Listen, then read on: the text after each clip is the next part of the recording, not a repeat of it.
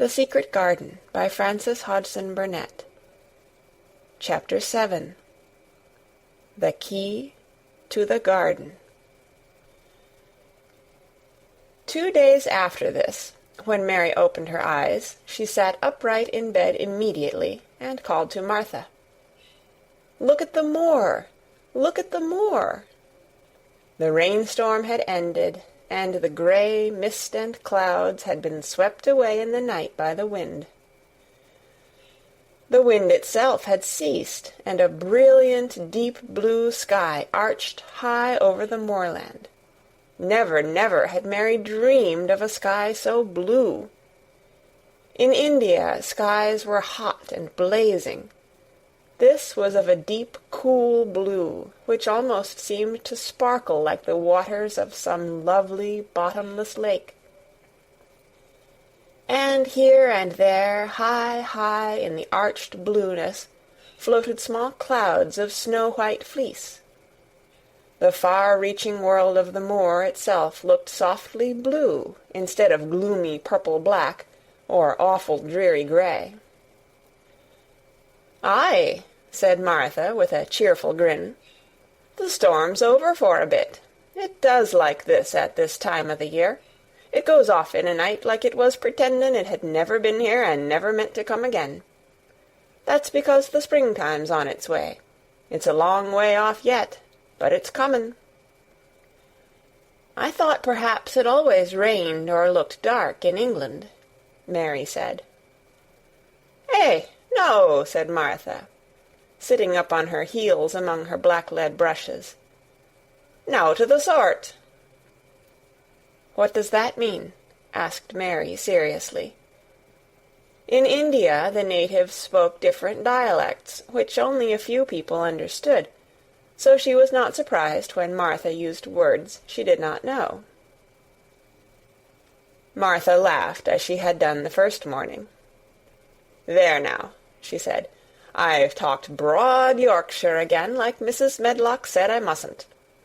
Nowt o' the sort means nothin' of the sort," slowly and carefully. "But it takes so long to say it.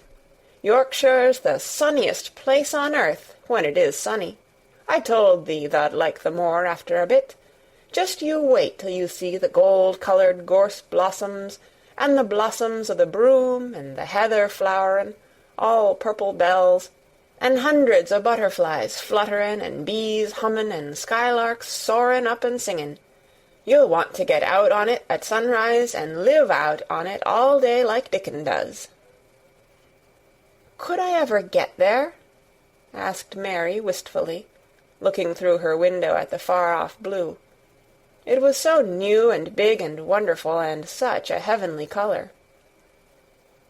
"I don't know," answered Martha. "Tha's never used thy legs since thou was born, it seems to me. Tha couldn't walk 5 mile. It's 5 mile to our cottage."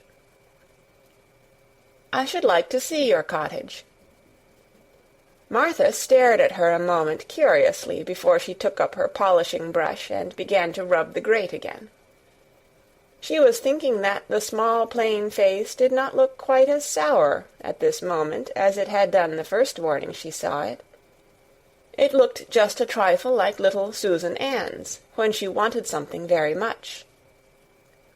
"I'll ask my mother about it," she said.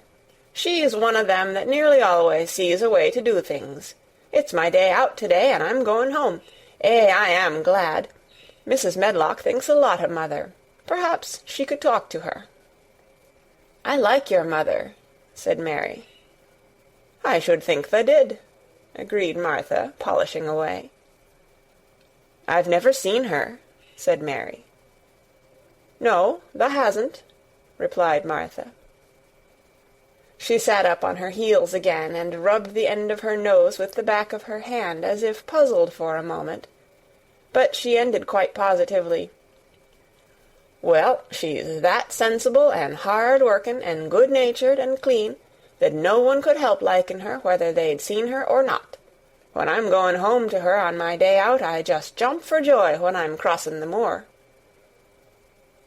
"I like Dickon," added Mary, "and I've never seen him."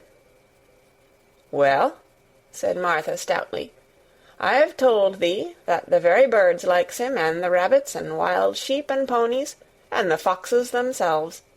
I wonder," staring at her reflectively, "what Dickon would think of thee?" "He wouldn't like me," said Mary in her stiff, cold little way. "No one does." Martha looked reflective again. "How does thou like thysel'?" she inquired, really quite as if she were curious to know. Mary hesitated a moment and thought it over. "Not at all, really," she answered. "But I never thought of that before." Martha grinned a little, as if at some homely recollection. "Mother said that to me once," she said.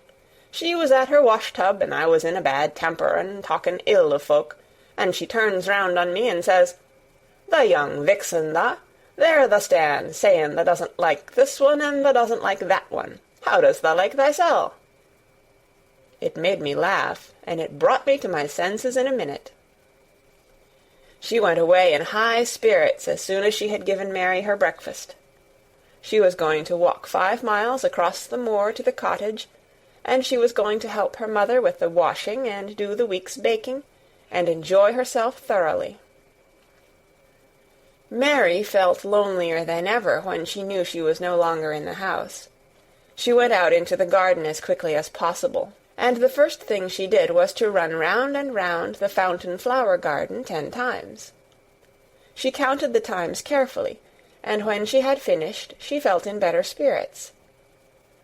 The sunshine made the whole place look different. The high, deep blue sky arched over Misselthwaite as well as over the moor, and she kept lifting her face and looking up into it, trying to imagine what it would be like to lie down on one of the little snow-white clouds and float about. She went into the first kitchen garden and found Ben Weatherstaff working there with 2 other gardeners. The change in the weather seemed to have done him good. He spoke to her of his own accord. "Springtime's comin'," he said. "Cannot thou smell it?" Mary sniffed and thought she could. "I smell something nice and fresh and damp," she said. "That's the good rich earth," he answered, digging away. "It's in a good humour making ready to grow things. It's glad when plantin' time comes. It's dull in the winter when it's got nowt to do. In the flower gardens out there things will be stirring down below in the dark. The sun's warming 'em. You'll see bits o' green spikes sticking out of the black earth after a bit." "What will they be?" asked Mary. "Crocuses and snowdrops and daffydowndillies. Has thou never seen them?" "No, everything is hot and wet and green after the rains in India," said Mary, "and I think things grow up in a night." "These won't grow up in a night," said Weatherstaff. "Thou'll have to wait for 'em. They'll poke up a bit higher here, and push out a spike more there, and uncurl a leaf this day and another that. You watch 'em." "I am going to," answered Mary. Very soon she heard the soft rustling flight of wings again, and she knew at once that the robin had come again. He was very pert and lively, and hopped about so close to her feet, and put his head on one side and looked at her so slyly, that she asked Ben Weatherstaff a question. "Do you think he remembers me?" she said. "Remembers thee?" said Weatherstaff indignantly. "He knows every cabbage stump in the gardens, let alone the people. He's never seen a little wench here before, and he's bent on finding out all about thee. There's no need to try to hide anything from him." "Are things stirring down below in the dark in that garden where he lives?" Mary inquired. "What garden?" grunted Weatherstaff, becoming surly again. "The one where the old rose-trees are." She could not help asking, because she wanted so much to know. Are all the flowers dead, or do some of them come again in the summer? Are there ever any roses?" "Ask him," said Ben Weatherstaff, hunching his shoulders toward the robin. "He's the only one as knows. No one else has seen inside it for 10 year." 10 years was a long time, Mary thought. She had been born 10 years ago. She walked away, slowly thinking. She had begun to like the garden, just as she had begun to like the robin, and Dickon, and Martha's mother. She was beginning to like Martha, too. That seemed a good many people to like, when you were not used to liking. She thought of the robin as one of the people.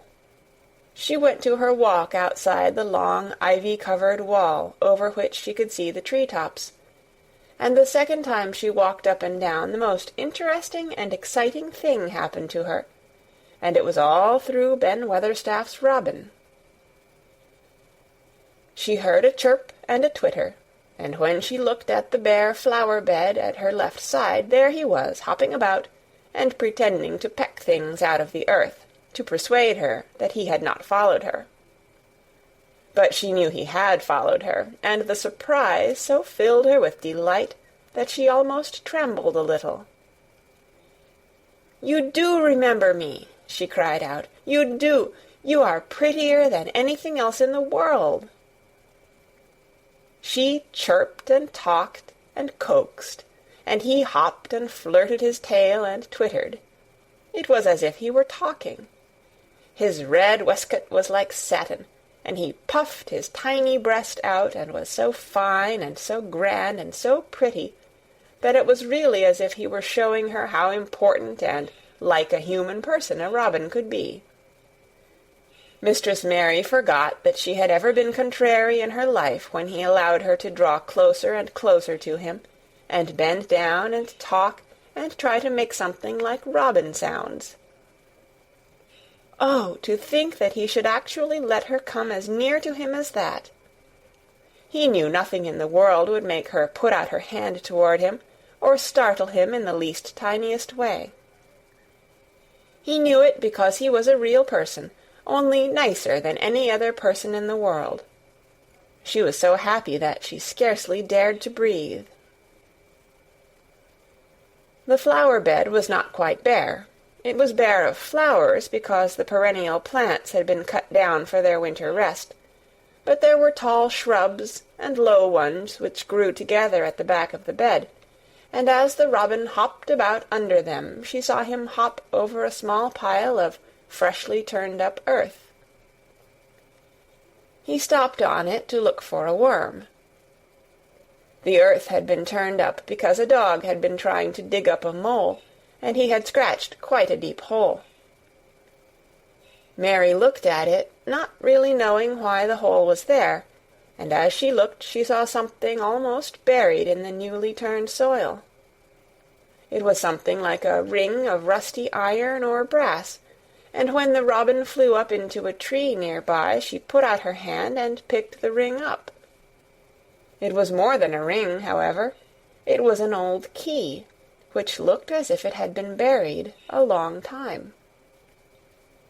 Mistress Mary stood up and looked at it with an almost frightened face as it hung from her finger. "Perhaps it has been buried for 10 years," she said in a whisper. "Perhaps it is the key to the garden." End of Chapter 7. Read by Kara Schallenberg on January 20th, 2006, in Oceanside, California.